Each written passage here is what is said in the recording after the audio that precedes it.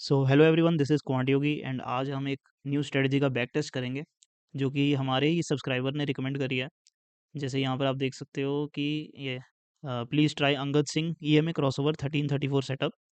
तो ये स्ट्रेटजी को हम फॉलो करेंगे, मतलब चेक करेंगे आज इसका बैक टेस्ट। ये इसका लिंक है वीडियो का एंड यहाँ पर आप देख सकते हो ये इज़ बाय अंगद सिंह। इन्होंने यहाँ पर क्लेम करा है कि ये स्ट्रेटजी आपको फाइनेंशियल फ्री कर सकती है एंड ये आपको, जैसे यहाँ पर लिखा हुआ है, trying to get out of middle class. तो ऐसी बड़ी बड़ी बातें इन्होंने बोली हैं।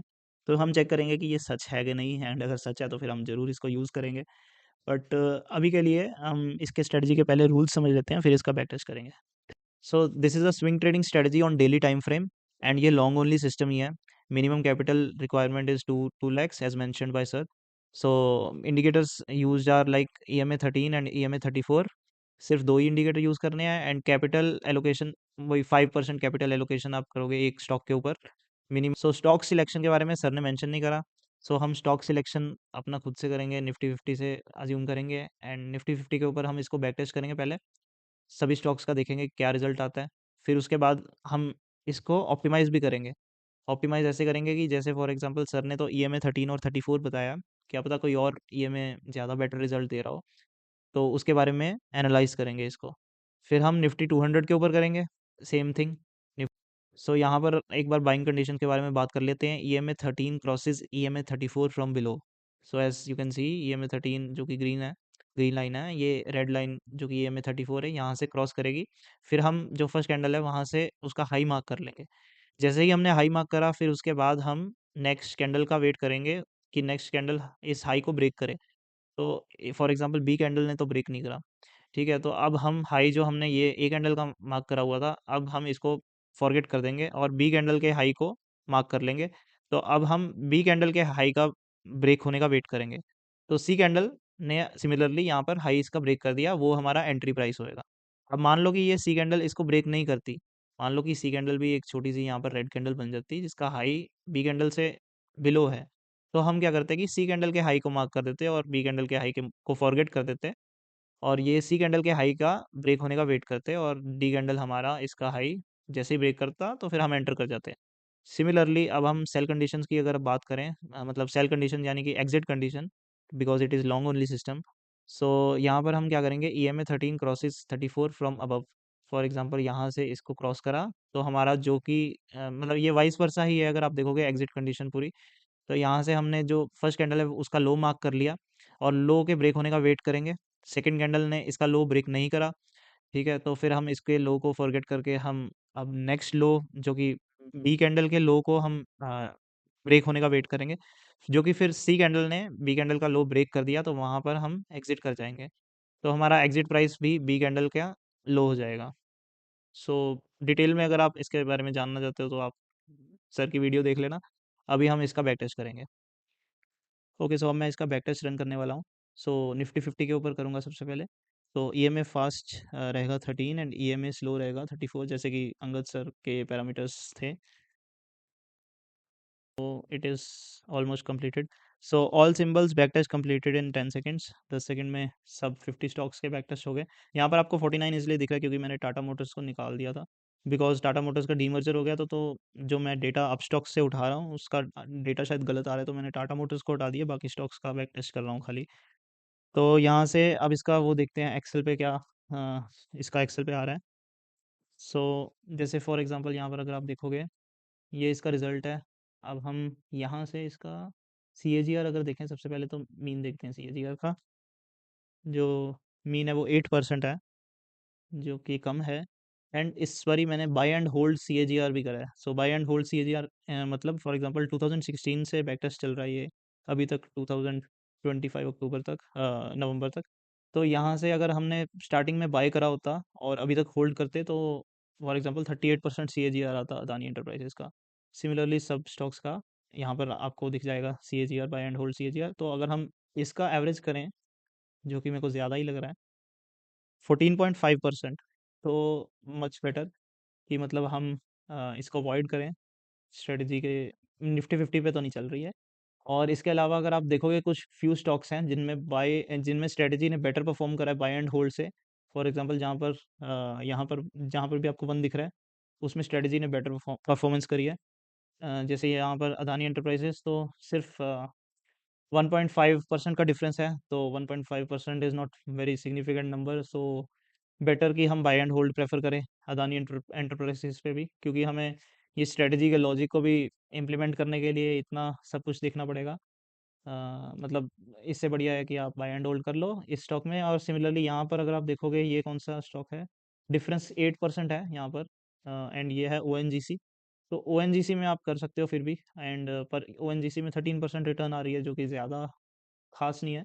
तो एक बस ओ है, एंड यहाँ पर भी 0.4% आ रही है। तो ये टेक महिंद्रा में 0.4% का ही डिफरेंस है, बाय एंड होल्ड प्रेफर करना चाहिए फिर।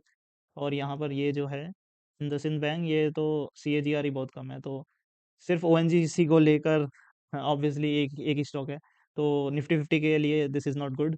सो अब हम इसको चेक कर लेते हैं एक बार निफ्टी 200 के ऊपर भी। सो निफ्टी 200 पे रन करता हूँ मैं पहले इसको,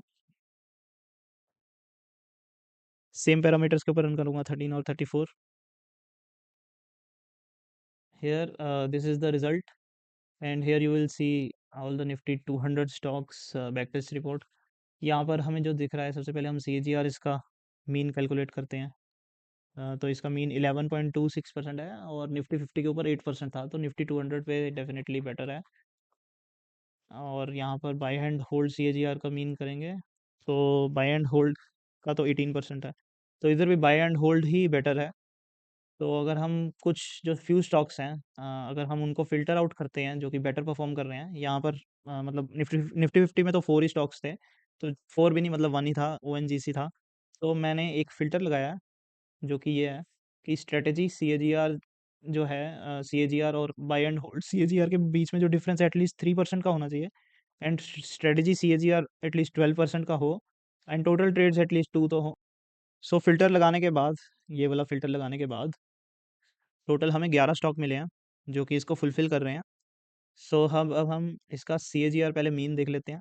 11 स्टॉक्स के मीन CAGR की वैल्यू 29 है, जो कि काफ़ी अच्छी है, and buy and hold CAGR हमारा 18% के करीब है, तो 11% का हमारे को अल्फ़ा का मतलब एडवांटेज है।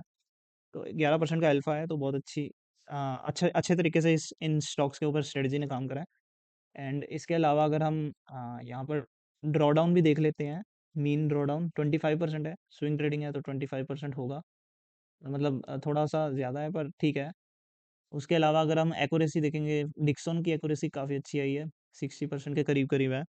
एंड यहाँ पर एवरेज एक्यूरेसी चेक कर लेते हैं, तो एवरेज एक्यूरेसी जो हाई है 45% आ रही है। प्रॉफिट फैक्टर डिक्सन का अगर आप देखोगे 12.1 है, जो कि काफ़ी अच्छा है। एटर्नल के ऊपर भी बहुत अच्छा है, 8 है। एंड सिमिलरली अगर हम इसका मीन देखेंगे, तो मीन है 4.66, काफ़ी अच्छा है। इसके अलावा अगर हम टोटल ट्रेड्स की बात करें, तो Hyundai का जो है वो अभी अभी आया है, तो Hyundai के अंदर इसलिए कम ट्रेड्स हैं। एंड पॉलिसी बाज़ार में 7 ट्रेड्स हैं, वो भी नया है रिलेटिवली। एंड अब हम इसका हमने बैक टेस्ट चेक कर लिया, निफ्टी 50 के ऊपर तो कामयाब नहीं है, निफ्टी 200 के अंदर 11 स्टॉक्स के ऊपर अच्छे से काम करा है। अब हम क्या करेंगे कि निफ्टी 200 के ऊपर ही हम इसके पैरामीटर को ऑप्टिमाइज़ करेंगे, EMA 13 एंड 34 को। फॉर एग्जांपल 13 एंड 34 पर ये रिज़ल्ट बेस्ट परफॉर्म, मतलब क्या पता कोई और पैरामीटर ज़्यादा अच्छा रिज़ल्ट दे, तो उसके लिए हम इसको ऑप्टिमाइज़ करते हैं। Okay, so now what I am doing is as you can see, I am running the optimized code on Nifty 200, and total parameter combination that I am running it for is like 301. So it is like running on 199 stocks, and 301 are the total parameters, which are basically permutation combination of EMA fast and EMA slow. So as you can see, EMA fast I am ranging from 10 to 20 at a step difference of 1, and EMA slow I'm ranging from 20 to 50 at a step difference of 1. So it will test all combinations, keeping in mind this constraint because we want to avoid EMA. For example, if we keep the EMA fast as like 20 and EMA slow as 22, we want to avoid this case, because this is not required. There should be at least a difference, like at least a multiplication factor of 1.5. And I will let the code run. It is running. It will take some time, so I will skip the video. तो optimisation complete हो चुकी है, and अब इसका directly हम result check कर लेते हैं। तो रिजल्ट में आप देख पाओगे कि 12 और 27 का जो पैरामीटर है, जब जहाँ पर ईएमए फास्ट 12 है एंड ईएमए स्लो 27 है, वो मैक्सिमम सीएजीआर दे रहा है। ये उसके रिस्पेक्टिव पैरामीटर्स हैं, आप देख सकते हो। एंड सिमिलरली अगर हम सर का पैरामीटर चेक करते हैं जो कि 13 और 34 है, तो वो सीएजीआर दे रहा है 11.27%। तो ज़्यादा डिफरेंस नहीं है, मतलब यहाँ पर अगर आप देखोगे ये 11.27 है और मैक्सिमम हाईएस्ट 12.12 है। तो काइंड ऑफ सिमिलर ही है, ऑप्टिमाइजेशन से ज़्यादा इसमें डिफरेंस नहीं आया।